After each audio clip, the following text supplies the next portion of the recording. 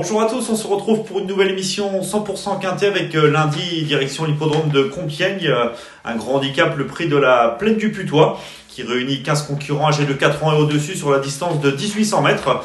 Un terrain qui était annoncé collant samedi matin par France Gallo, mais qui, au vu des prévisions météo, devrait se raffermir. D'ici lundi, on peut tendre vers un terrain probablement très souple ce lundi. Un hippodrome où les places à la corde ne doivent généralement pas être négligées, d'autant que si le terrain venait à se raffermir, les jockeys décideront certainement de rester en dedans à l'entrée de la ligne droite. Nous allons tout de suite débuter avec le tableau des partants et a priori les meilleures chances dans le haut du tableau, à commencer par le numéro 1 Salesman, concurrent d'André Fabre qui fait preuve d'une louable régularité, le numéro 2 Amedras qui a prouvé sa forme lors du meeting cannois, le 3 Iron Withers, un nouveau venu dans cette catégorie qui nous plaît beaucoup, le 4 Pegasus, bien connu lui aussi dans ce genre de tournoi. On peut également penser au rentrant, le 5 Aibari, le 6 Quartz d'Argent en grande forme, le 8 El Magnifico que l'on ne présente plus dans ce genre de tournoi. Dans la seconde moitié du tableau, des chances a priori plutôt secondaires, mais on se méfiera notamment du numéro 11 Smoking Bianco dont la forme est certaine. Nous allons désormais passer à notre nouvelle rubrique, le papier.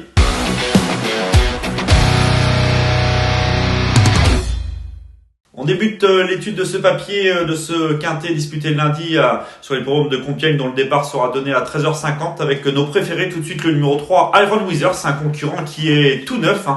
Nous avons d'ailleurs une stat à son sujet, c'est sa réussite depuis ses débuts. En 7 tentatives, il compte 2 victoires et 5 places dans les 5 premiers, soit 100% de réussite. Il n'a jamais déçu. Il est polyvalent, on l'a vu bien faire sur le gazon en bon terrain comme en terrain lourd. Il a également bien fait sur le sable, comme l'attestent ses 2 plus récentes sorties. Il devrait afficher des progrès sur sa rentrée cantilienne. Il semble correctement placé au point en valeur 40 et peut espérer briller dans cette catégorie, d'autant que c'est un adepte de la course en avant et une tactique qui est généralement avantageuse sur cette piste de Compiègne. Il nous plaît beaucoup, il peut frapper un grand coup d'emblée dans les handicaps. Le numéro 1, Salesman, est lui aussi incontournable. Nous avons une stat à son sujet également. Lui, c'est sa réussite dans les quintets. Il compte 5 sorties dans ce genre de tournoi pour 2 victoires et 2 places dans les 3 premiers, soit 80% de réussite. Sa rentrée était très bonne. Nous allons d'ailleurs la voir. C'est notre course référence disputée le 1er mars dernier sur la PSF de Chantilly. Ce jour-là, après avoir figuré en 2e position, il va vaillamment se défendre jusqu'au bout pour conserver le premier accessite. Il n'a pu suivre Fort Payne dans les 200 derniers mètres, mais c'est très bien comporté. Le lot était bien composé. Le changement de surface ne devrait nullement le déranger. Et malgré sa lourde charge, il peut à nouveau jouer un tout premier rôle. Lui aussi est un postulant sérieux à la victoire. Le 8 El Magnifico nous plaît bien également. Ce pensionnaire de David Smaga est très aguerri dans ce genre de tournoi. Il a fait ses preuves à maintes reprises à ce niveau. Il effectue sa rentrée, mais on sait que les pensionnaires de David Smaga ont généralement du travail et font généralement une bonne valeur dès leur rentrée. Christian Dumuro lui sera de nouveau confié, l'héritier du numéro 5 à la corde, et peut bien faire dès sa rentrée. Le numéro 5, Aibari, nous plaît bien lui aussi. Ce pensionnaire de Mathieu Bram a déjà bien fait sur sa fraîcheur. Il avait très bien couru pour sa rentrée l'an passé à pareille époque. C'était sur l'hippodrome de la Teste. Il a confirmé par la suite en remportant notamment son quintet à Paris-Longchamp avant de prendre une excellente 3e place à Angers tout en jouant de malchance. Il ne doit certainement pas être condamné sur sa dernière sortie de l'année qui était sur le sable, qui n'est pas sa surface de prédilection.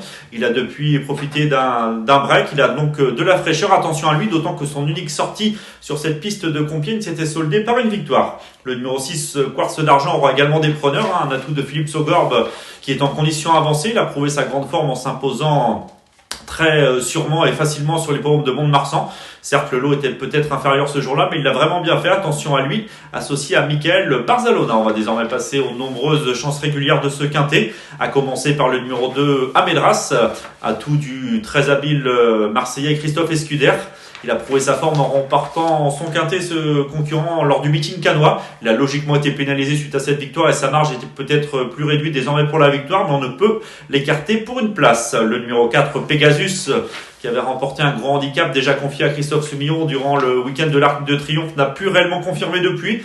Mais en dernier lieu, dans le quintet remporté par Amedras, sans pouvoir se montrer menaçant, il n'a pas démérité en terminant courageux 8e.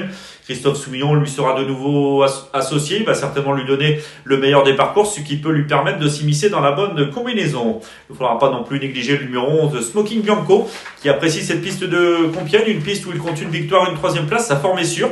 Il a été supplémenté par son entourage pour participer à ce quintet sous 52 kg. Il peut pourquoi pas attirer les amateurs de bons outsiders pour une place. Le numéro 12, Delta Spirit, n'avait pas démérité dans le quintet angevin du mois de novembre. Il n'a plus été revu depuis et hérité du numéro 15 à la corde pour sa rentrée, ce qui n'est pas forcément idéal. Mais attention à lui, pour les amateurs de belle cote, en bout de combinaison, on peut éventuellement l'inclure. Le numéro 9, Stepaside Bell, est en forme, sa forme est certaine.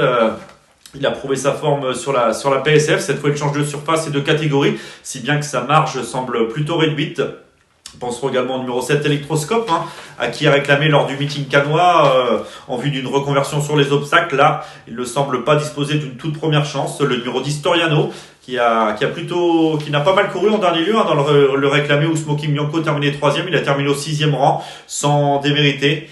Maintenant, sa marge semble lui aussi réduite dans ce genre de tournoi. Nous avons 3 outsiders dans cette épreuve. Tout d'abord, le numéro 13, Enouville, qui est amené à s'illustrer dans ce genre de tournoi, mais il effectue sa rentrée et aura probablement d'autres objectifs.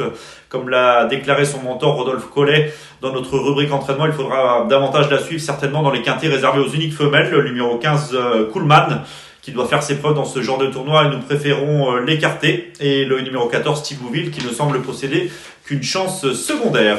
Nous allons désormais passer à notre nouvelle rubrique, notre choix.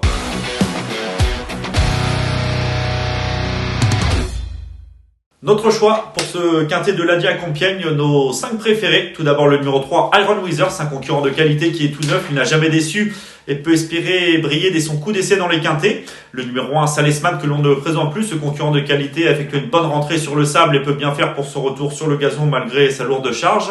Le numéro 8, El Magnifico, rompu dans ce genre de tournoi, il peut espérer jouer un beau rôle dès son retour à la compétition. Le numéro 5, Aibari, qui a déjà bien fait sur sa fraîcheur et qui fait figure d'outsider séduisant. Et le numéro 6, Quartz d'Argent, qui a prouvé sa grande forme en s'imposant facilement sur l'hippodrome de Mont-de-Marsan. Donc nos 5 préférés, 3, As, 8, 5 et 6. Nous vous rappelons que vous pouvez retrouver les différentes performances détaillées de chaque concurrent et suivre les courses en direct dans notre rubrique Le Live sur le nouveau site paris-tour.com.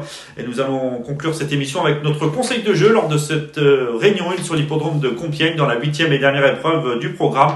Le numéro 9, Stranger, nous plaît bien. Il a été remarqué par sa dernière fin de course. C'était sur le parcours qui nous intéresse où après avoir patienté, il est venu bien terminer à la 5e place. Il a d'ailleurs été acquis et réclamé suite à cette tentative. Il est désormais pris en valeur 26,5, ce qui lui laisse une bonne chance pour ce retour dans les handicaps. Attention à lui, associé à Christophe Soumillon pour la première fois, ce cheval délicat semble avoir une très belle carte à jouer, le 809 Stranger. Cette émission se termine en espérant avoir été complet. Vous nous retrouverez pour une nouvelle émission 100% quintet. Bon jeu à tous.